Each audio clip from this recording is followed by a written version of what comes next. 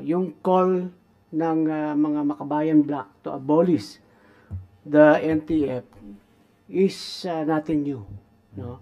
Palagi na nilang sinasabi yan, palagi nilang ginagawa, especially during the budget hearing. But as you can see, debunking LCAC would mean providing victory to the communist terrorist group because it will alienate the government from liberating these influenced barangays. So, essentially, makita natin na anti-development ang Makabayan Bloc by calling the abolition of NTF-ELCAC and at the same time stopping the SBDP projects.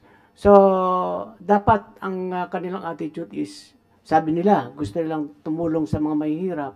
This is the best way to show and prove na talagang ang kanilang interest ay helping the poor.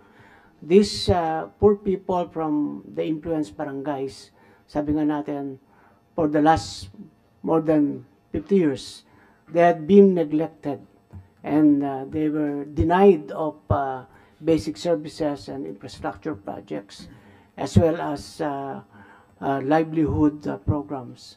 Now with the NTF-ELCAC convergence and projects to the SBDP, hindi lang nadala natin yung mga basic services at infrastructure projects, but we provided the opportunity for economic development and at the same time bringing a conducive environment to these people.